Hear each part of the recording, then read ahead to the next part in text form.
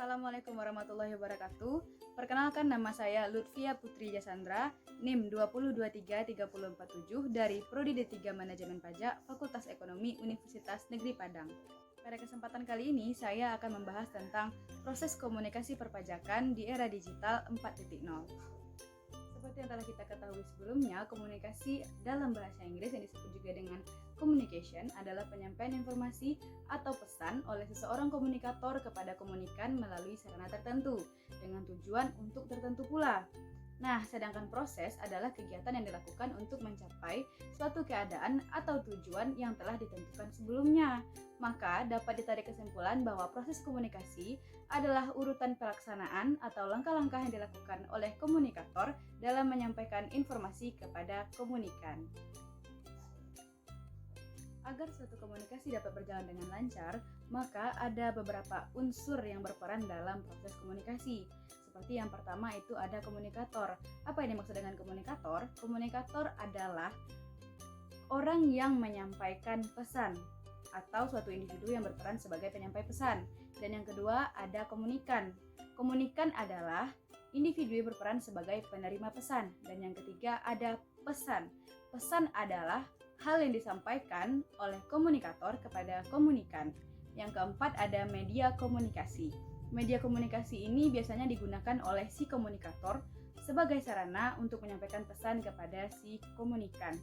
Nah, yang kelima ada umpan balik. Umpan balik ini adalah respon si komunikan terhadap pesan yang disampaikan oleh komunikator. Nah, tentunya dalam suatu komunikasi tidak selalu berjalan lancar.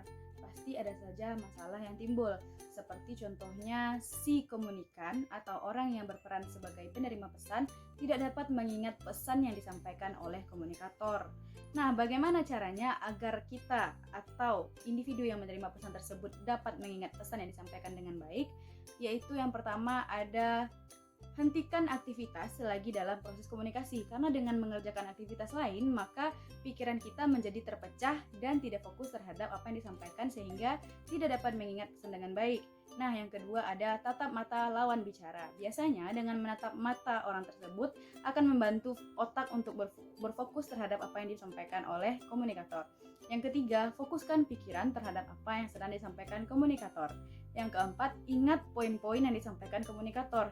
Nah, dari sepanjang pesan yang disampaikan oleh komunikator tadi, maka si penerima pesan harusnya mengetahui poin-poin apa yang perlu diingat dan poin-poin apa yang tidak perlu diingat.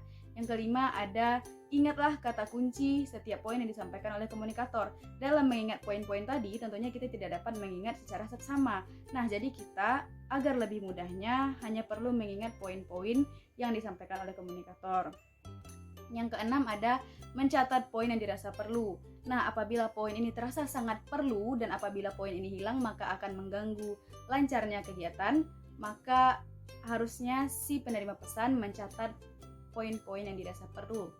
Yang ketujuh, jika komunikator memerintahkan sesuatu, maka sebelum lupa lakukanlah segera. Selanjutnya kita akan membahas tentang bentuk komunikasi, yaitu komunikasi satu arah dan komunikasi dua arah. Yang pertama ada bentuk komunikasi model Lasswell. Lasswell mengemukakan komunikasi model linear atau satu arah yang dimulai dengan siapa, lalu siapa ini mengatakan apa, dan dengan saluran apa, lanjut siapa ini mengatakan apa dengan saluran apa kepada siapa, dan akibat apa yang dihasilkan oleh percakapan yang terjadi. Nah, alur komunikasi ini disebut dengan alur komunikasi linear yang disampaikan oleh Lasswell. Selanjutnya ada proses komunikasi yang dikemukakan oleh Wilbur Schramm. Wilbur Schramm mengemukakan komunikasi dua arah atau lebih. Nah, dengan sirkulasi seperti berikut. Yang pertama, pesan lalu menjadi encoder. Encoder ini biasanya diketahui sebagai orang yang menyampaikan pesan atau perubahan pikiran menjadi pesan. Lalu di interpreter. Interpreter ini adalah proses penyerapan dan menjadi decoder, dan begitu juga sebaliknya. Nah, saya berharap semoga apa yang saya sampaikan tadi dapat bermanfaat bagi kita semua. Sekian dari saya, terima kasih. Assalamualaikum dan sampai jumpa.